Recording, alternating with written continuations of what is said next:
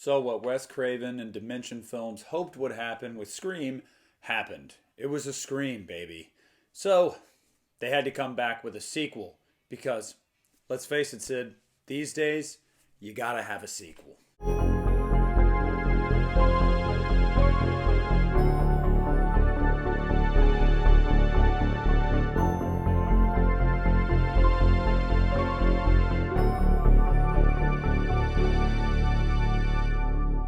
A year after the success of Scream, Scream 2 came out. And Scream 2 already had an advantage that the first one didn't. It knew the formula worked. So duplicate what you did before, and you've got another bona fide success on your hands. So that's what Wes Craven and crew tried to do with the sequel. And for the most part, they succeed. Scream 2 picks up with Sydney and Randy off at college in Ohio. They're out of Woodsboro, they're getting on with their lives. Gail has written a book and life goes on. There's a new movie about to come out called Stab, which is based off of the Woodsboro killings from Scream. And on opening night, somebody dressed as Ghostface decides to start the carnage again and start up a whole new string of killings right around where Sydney's located because obviously they want Sydney. Guess what? Ghostface comes after Sydney. Everybody else gets involved. Dewey, Gale, the whole gang. And that's really the plot for Scream 2. So let's talk about Scream 2 and talk about what it does well. And first, I just have to say that for the longest time throughout my, childhood and teenage years, this was my favorite Scream movie.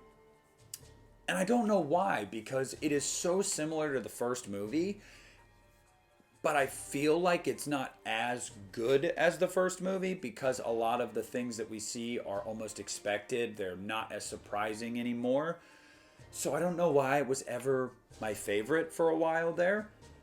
I guess that sounds like I'm shitting on it, even though I really like it because I also really like the first one, but I digress on that. So just like the first movie, Scream is commenting on the genre itself, commenting on the movies that came before it, and the patterns from those types of movies. The tropes, whatever you want to pick out, Scream 2 is commenting on that, just like Scream was. The difference in Scream 2 is, it's a sequel. So now we have to start talking about the rules of a sequel. And that's when the formula gets mixed up a little bit. One of the first examples of that is obviously the opening, where you have Jada Pinkett and Omar Epps, who were big stars at the time, just like Drew Barrymore, bring in some A-listers and kill them in a really heinous way to announce your presence. Then you've also got, like a half hour into the movie, the brutal murder of Randy, played by Jamie Kennedy, which sucked, and I still have never forgiven them for killing Randy, and I don't think I ever will. But it served its purpose in switching things up and telling you nobody was safe. Scream 2 could have fallen into the trap that a lot of sequels do, where you have these untouchables and you feel like, okay, well, we know we're going to follow A, B, and C into every movie, so they're going to be fine. And Scream 2, at the first chance it was given to mix that up, it mixed it up. Obviously, Randy dies. Dewey almost dies, and I got a feeling initially he probably was supposed to die. Somebody let me know down below. Gale gets shot. There's a lot that happens in this movie that you're like, oh my god, nobody's safe. Now, obviously, if most of the main cast end up surviving, you're like, well, no, they were all safe. But as we know as the movies go on, that actually hasn't been the case. And Randy was the first one to bite that proverbial bullet of the, I have plot armor, nobody can touch me. Sorry, Randy. They can. Just like Scream, you get a lot of great characters and actors in this movie. I mean, Timothy Olyphant's in this movie. Sarah Michelle Gellar's in this movie. On top of, you finally get to really see and hear from Liev Schreiber as Cotton Weary. So just like the first movie, you get a nice cast and crew together that work really well off of each other. Everything feels organic. These relationships feel real, while also bringing in your returning characters that did so well in the previous movie. Jamie Kennedy, Neve Campbell, Courtney Cox, David Arquette. And it really makes for a movie that just kind of feels like it flows with the first movie. It's very, very similar in spirit, and everything that worked in the first movie is also working here. So nailed it with the casting and with the writing of these characters. And again, a lot of that goes credit to Kevin Williamson, of course.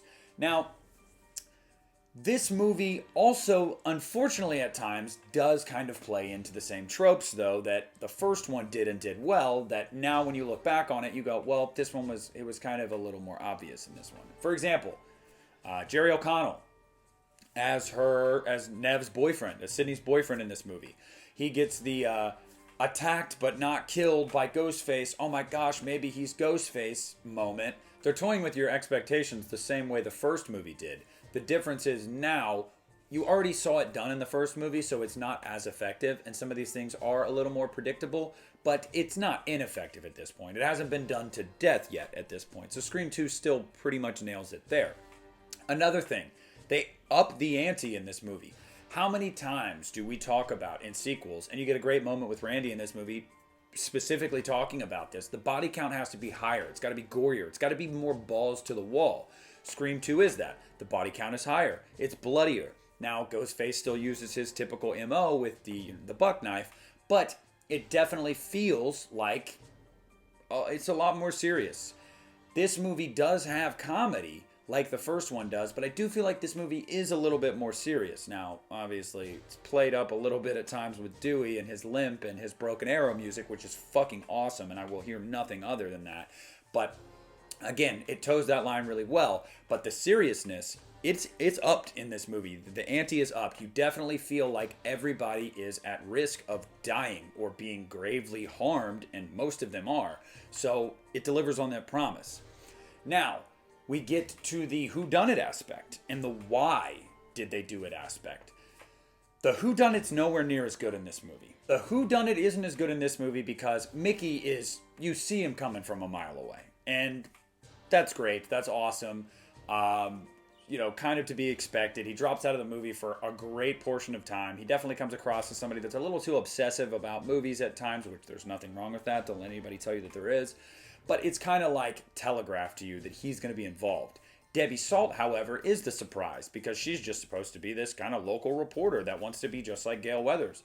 When in actuality, we find out that she's Mrs. Loomis, Billy's mother, and she wants revenge on Sydney. The why there and the who there is good, but Mickey kind of falls flat for me because although I love Timothy Olyphant in this movie and I love his character, I just feel like it was a little bit lazier. You had the ace in the hole with Debbie Salt. I think they just needed the two killers thing. So he just pales in comparison because his is, I'm going to blame it on the movies. And eventually, Mrs. Loomis is basically like, are you fucking kidding me? Do you think that defense was actually going to work? Like, I wasn't going to bring this dude along. I just needed help. Couldn't do this all by myself. So I guess the movie explains that and tells you, pretty much announces to you, like, yeah, we know it wasn't like as good or to be taken as seriously. So in that way, it's a success, but it's still not as effective as the first movie. However, the final act of this movie, just like in the first movie, is pretty much balls to the wall. It's awesome.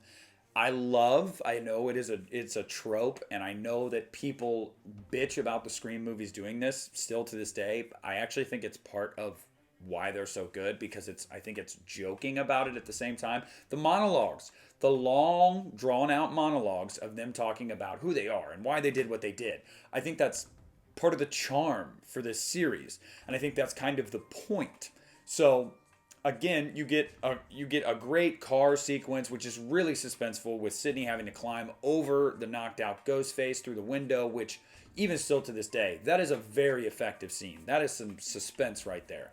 Then you get a great final act showdown on the the theater stage, and overall, I just think that it is still a really, really solid third act. Again, it's like comparing it to the first movie, it almost seems like an injustice to this film because, like, it's Scream. Like, what's going to really measure up to Scream? Well, if anything can come close, it's Scream 2, right? And in that respect, yeah, it does come pretty close. So it hits on the same points that the first movie did and does it just as well or almost just as well in pretty much every area. So that's going to get me to the summation of Scream 2. What is it about Scream 2? Why, at this point, had we now been witnessing the birth of an entirely new horror franchise and icon in Ghostface? What worked so well? Well, aside from the things that I just mentioned, you had a follow-up that, at the very worst, was almost exactly the same in quality. It wasn't this great dip in quality. I love a lot of these sequels to horror movies, but let's not pretend like Halloween 2 is as good as Halloween, or that Texas Chainsaw Massacre Part 2 is as good as the Texas Chainsaw Massacre. That doesn't mean those films aren't good and don't have merit, because they are, and they do.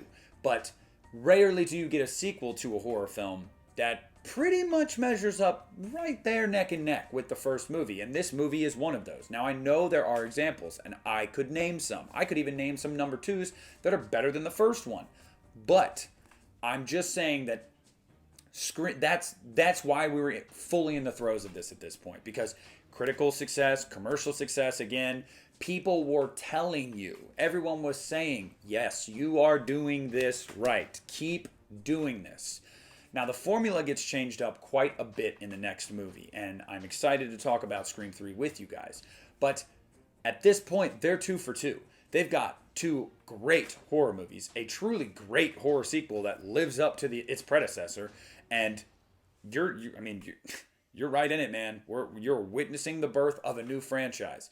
Now, over the next few films, this franchise would take some risks and kind of go a little on some roller coasters throughout those movies, but we'll get there when we get there. But Scream 2 overall is just, it's right there in quality with the first movie. This became such a big series and is still going today. Scream 2, just like the first movie, walks that tightrope of funny, meta, serious, gory, suspenseful, perfectly. They're 2 for 2 with these 2 movies in doing that. Can they do it a third time? I guess we'll find out in the next video, won't we? But that's going to do it for me today, guys. So please comment down below. Let me know what you thought of Scream 2 the first time you saw it, and where do you sit with it now? Do you love it? Do you hate it? Why are you wrong for hating it if you hate it?